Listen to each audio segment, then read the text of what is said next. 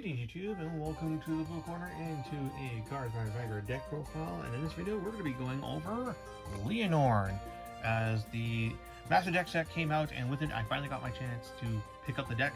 It's a deck I've actually wanted to get for a good while, given that this is the closest to Neo Nectar we have in Standard until the eventual Asha Strike deck set comes out, and it actually does play a little bit like Neo Nectar in that your game plan is you swing with massive lines, and that's more or less it. This does have a little bit more multi-attack potential compared to Neo Nectar, at least compared to like the Bloom deck. The Bloom deck was just 3 really big swings of near unguardable power. You get kind of as large swings, but like you can actually do multi-attacks with this deck, and you can do it in one of two ways. You can either play Leonor Vivace, which is the build that the Master Deck set is based around, or you can do what I'm doing and play Leonor Masques, which is a similar concept, but the way it executes is much different in that this is a dedicated blind second strategy, something that I don't think you see very much in Vanguard that isn't a stride deck, because those want to go second, but an actual I'm willingly choosing to go second and I'm not playing strides, I don't think you see that too often, because going first is in standard format is just so strong, and that's why this deck exists, because it takes advantage of the decks that set up on turn 3 and then roll you turn 4 by pushing them to basically dead on your turn 3 going second. And the reason why you're blind second is because of how the masks work and the extra draw power you get from it. So with that being said, yeah, I'm pretty excited to dive into this.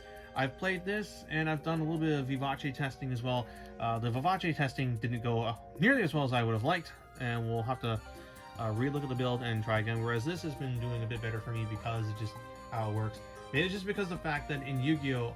I've built blind second decks before, like Dinosaur, Mikanko, and Tenpai Dragon, and I'm building Gem Knight at the moment currently, where you also just blind second and either break your opponent's board and establish your own that they can't get through, or you just straight murder them with a bajillion attack Triton Dragon.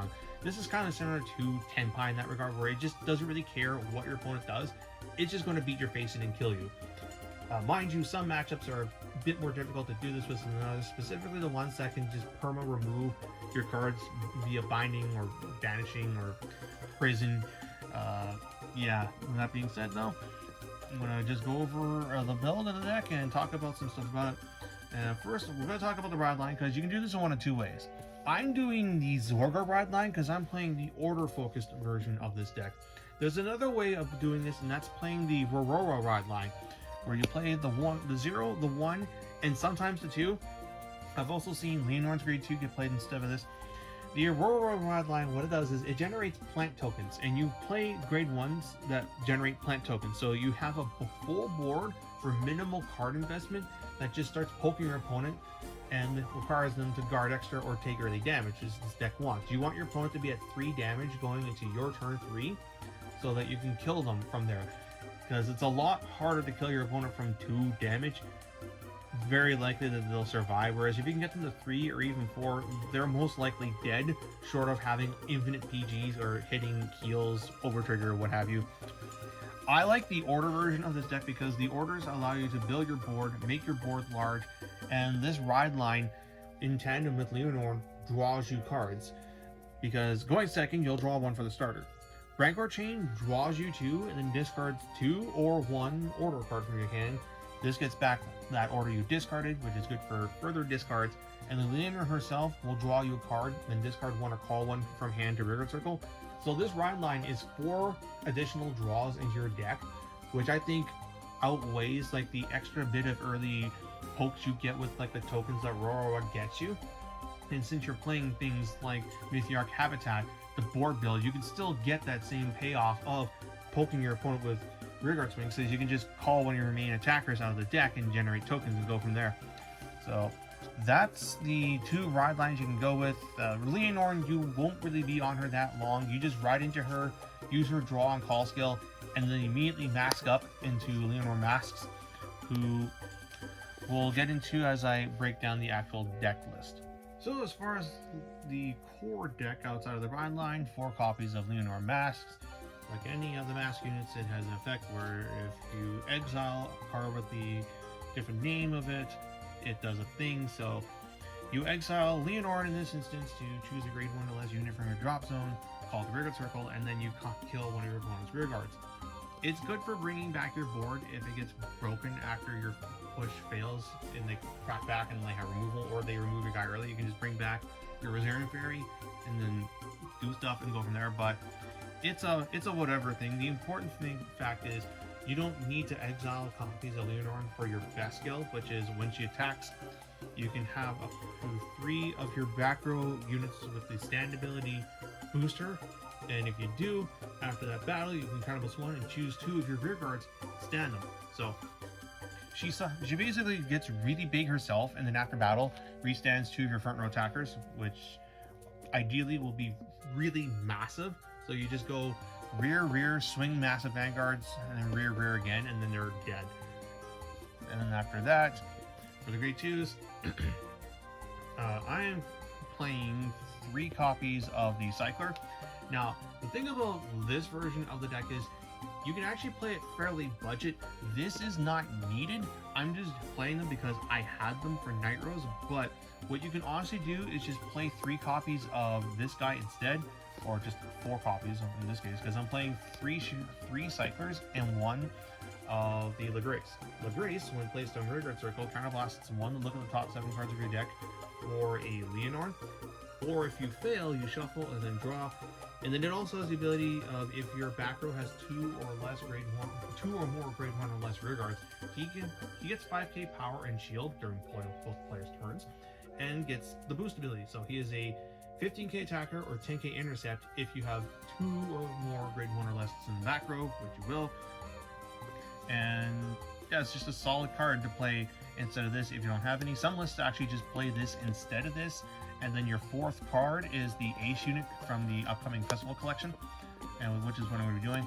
I'm just playing the Cyclers because I found myself having problems seeing pieces rather than seeing Leonor masks, because this does get masked. It also gets Vivace for that build.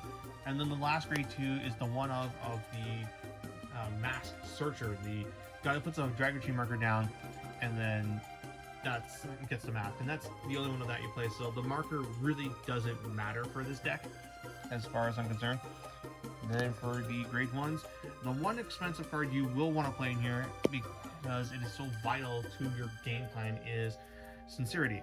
As her effects are, if she's discarded from your hand to ride up, you can reveal a Leonor from your ride deck, or if it's on Vanguard Circle, you can either Energy Blast 3 or Soul Blast 1 to draw a card, which is a innate form of cycling. So this build that I have has 7 Cyclers. You could even play 8 Cyclers so that you have extra draw power to try and get into your stuff, and it just helps you to get to your pieces. And then her other skill is in the drop zone. If you have a grade 3 Leonor Vanguard and your opponent's at grade 3, you can bot deck her to choose one of your units, and its base power becomes 15k until end of turn. But if you're Persona Ride, it becomes 20k instead. This is very important because your main attacker is her Rosarian Fairy, a very good grade 1 for Leonor, whose skill is when she attacks, and you have a grade 3 Leonor, and your opponent's at grade, I think it's if it attacks at grade 3 Vanguard. Yeah. So your opponent has to be at grade 3, and you have a Leonor Vanguard. She can copy the power of one of your back row rear guards, which is really good because this sets one of your back row units to 15 or 20. She copies that, she gains its power, I should say. So she becomes a 18, she'll be an 8. Copy the thing that's just behind her, potentially a 23, 28, or even bigger unit. This thing can get really big, really fast. And her other skill is when placed from anywhere, not just from hand, you can sack another rearguard to call 2 plant tokens. Very relevant because she builds a board for very little. Then your other key grade 1 is Cotier. When he's placed from hand, you can discard a card to set your deck for an order and put it in the drop zone. And then during this turn, you can play that order from your drop, but bot deck it afterwards. It just gets you your missing order pieces because you need to see some specific orders for your combo to really work. The mask, your board buff order, or if you've already seen both of them, you can also just your board building order. Then I should also point out one thing about this deck is if you are playing the Cycler, The fact that his effect triggers when you ride it and call it from hand is when you... These things also have an effect that trigger when you Persona ride, I should say. This guy's effect is when he's placed on from hand during a turn you Persona road, you can counter +1 or Energy Blast 3 to add a grade 2 or less rearguard with a different name than himself from drop to hand, and then discard. This is very good because it can add a Koche back, and you can call it down again to put an order into the drop zone in case you had to go double Koche. It's very costly from your hand because you're discarding cards out of your hand, but your opponent should ideally be dead, so it doesn't matter. So one thing that comes up if you're playing the cyclers in this deck. And then defensive cards, 3 PGs and the order card. Then for the actual orders, 3 copies of Mythiarq Habitat. This is getting a reprint in the festival collection, plus it's had a couple reprints already, so this shouldn't be too terribly expensive to get a hold of. You use this during turn 1 and turn 2 to build your board. Ideally, fetch your Rosarian Fairies out of the deck, or you fetch your Sincerities out of the deck so that Rosarian Fairy can sack it and put it in the drop zone for later use. And it's just a good order to have in stockaded decks. Then your turn 3 and onwards order card is In the Forest Flourishing in Silver White. This card chooses one of your rear guards and it gets 5k for every grade 1 or less rear guard you have at the time of this card being played. So full board of grade 1s means this will be plus 25 to 1 unit, and the way you want to make sure you sequence this, because it's very important, is you'll go with Sincerity, setting up one of your rear guards to 15 or 20k, then use this to put an additional 25k on top of that, so that your Rosarian Fairies are swinging for even bigger. This thing can hit 60k plus power on your turn 3 going second, and that's just wild. So yeah, 3 of these so you can see one or put it in a drop zone, and then 2 copies of the Masques. This is also, I think, fairly easy to get at this point, so it shouldn't be too hard to get your hands on. You really don't want to play this out of your hand because you want to play this from hand instead, but it's there so you can get into the drop zone either from discards or from Kote, and then you ride up the Leonor Masques, and then if you're going second, you get Persona Ride. Then I'm playing the Fire Regulus because I got it. If you don't have this, and you can play any other like one of order in here, you can play the Regulus piece that you get from the Leonor Stride deck, Master deck set, I should say. And then for trigger, so this is where we're gonna get a little wonky here. So I'm playing 4 of the Soul and crits. It can be any crit really. Soul doesn't matter in this deck compared to Vivace. 4 of the regular crits.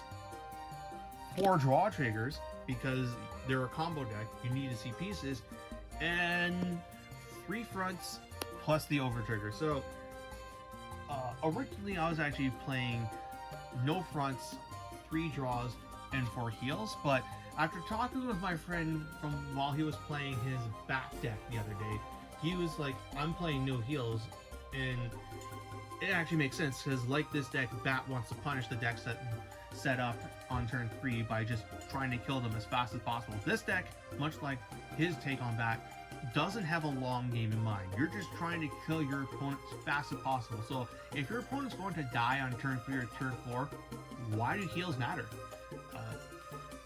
This gives you more shield than heals. It makes your front row more powerful because while you're ideally when you're flipping triggers with Lianorn, you want to put the trigger power on the unit that you've made really big off of your order or your Sincerity, because the Rosarian Fairy will copy those trigger boosts. So 1 trigger on your back row thing is basically 2 triggers to your Rosarian Fairies. 1 trigger on each Rosarian Fairy, I should say. And a front trigger just helps those because it helps Leonor also to push well.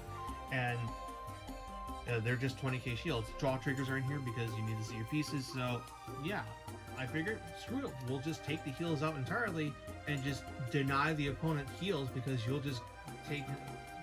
Because as far as this deck goes, I think it's fine to take damage early unless it's like something that goes catastrophically wrong if it hits. That's why there's still PGs in here, because Brantgate over trigger exists and you don't want to get blown the fuck out by that thing.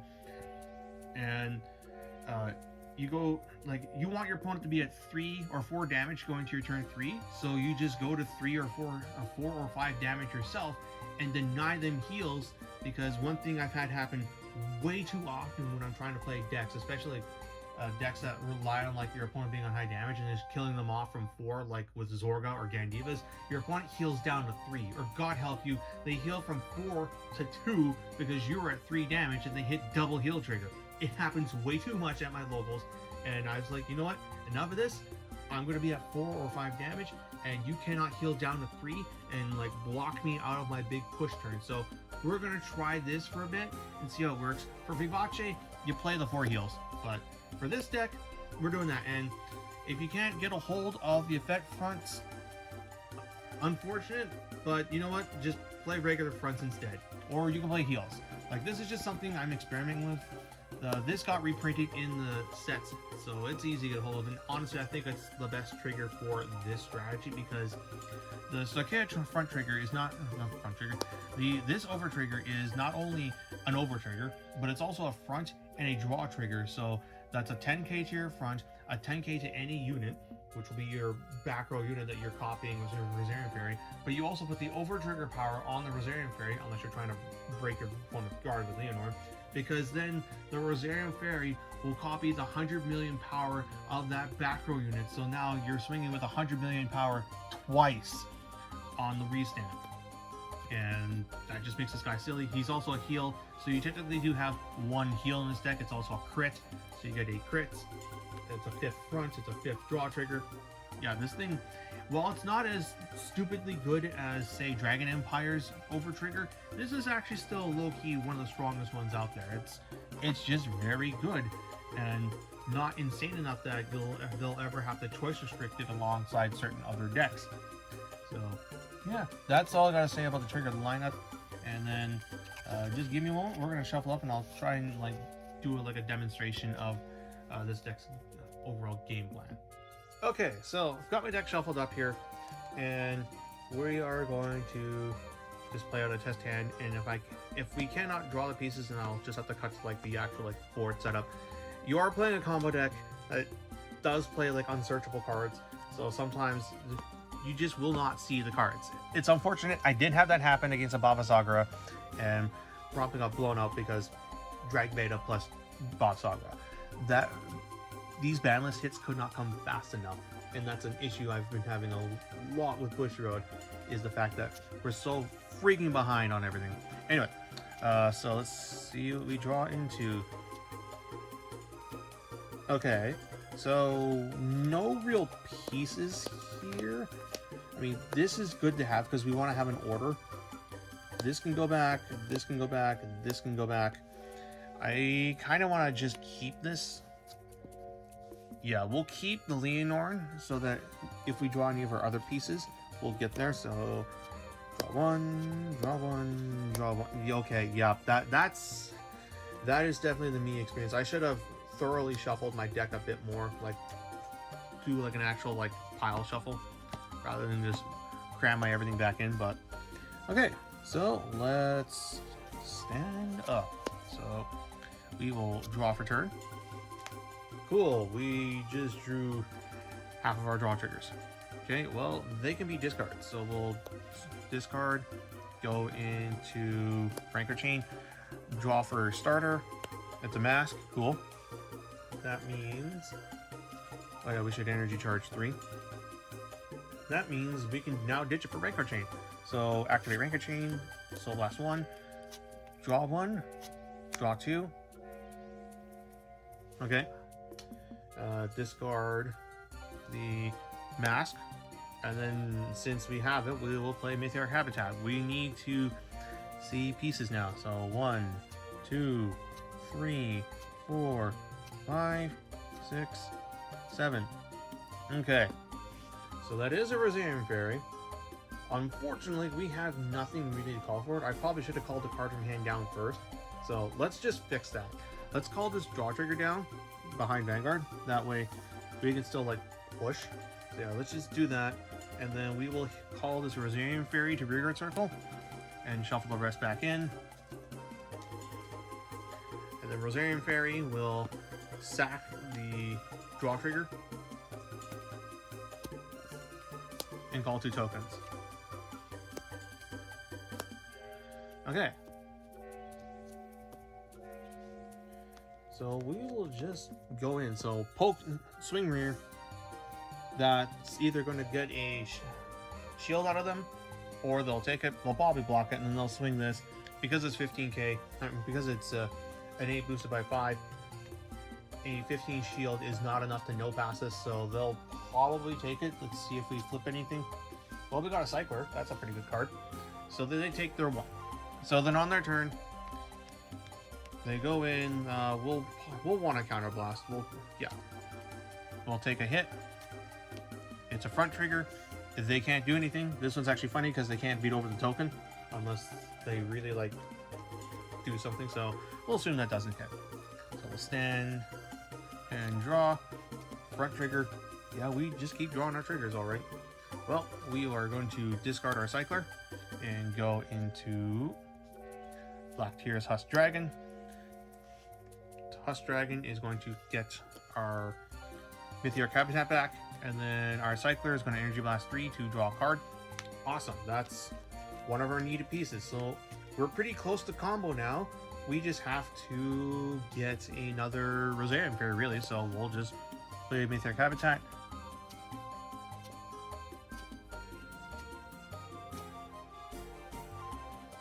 Yeah, we'll just get this.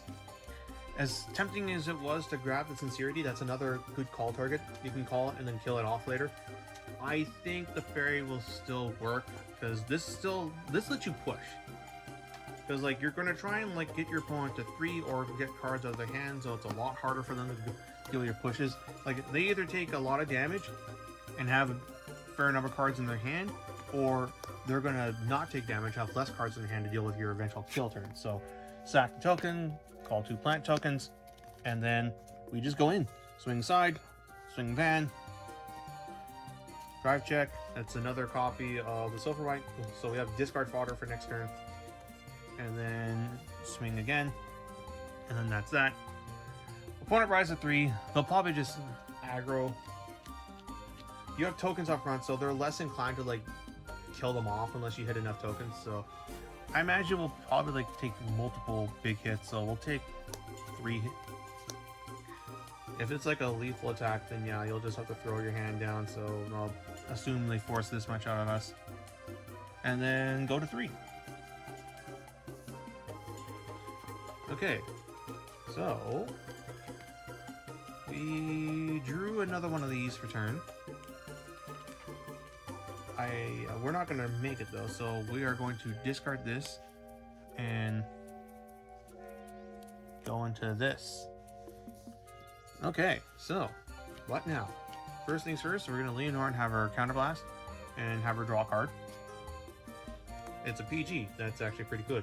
And then discard a card. We can discard excess draw trigger because the PG will do better. Then we are going to mask up, so we'll use the Mask of Hydreigon to put Lianorn into so that we can immediately cross ride Leonor Masques. So we're going second, so Persona Ride, draw a card, it's another Mythiarq habitat. That's pretty cool. We'll move these things up front. And we don't have our Cypher in the drop zone. Unfortunate. But we'll just cast this on this token, so the token gets plus 25, so it is it's a 5, so 10, 20, 10, 15, 25, 30, 35. It's a 35k token. Plus we have the option of removal.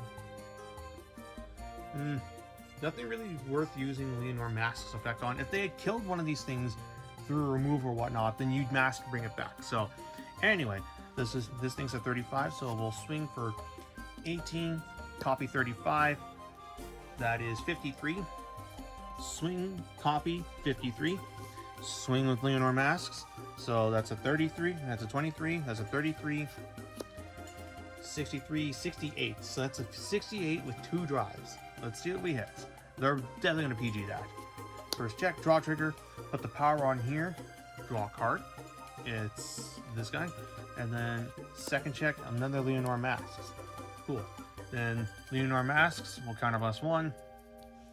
Stand these 2. So because we put the draw trigger on here, this is now a 45 token. So we'll go 18. Gain this thing's power. So now it's a 58, it's a 63. Swing, copy, 63. So we have, that was what? So that was 53, 53, near 70k, then 63, 63.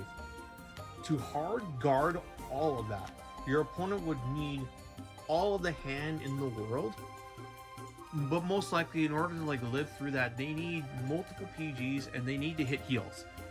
You've hopefully kept them from being able to heal a bunch, and it just goes from there. Like, hopefully they're dead from this, because if they manage to survive this, you don't really have a whole lot. Like, thankfully we got a PG, and we might hit a defensive. They'll probably like kill these off.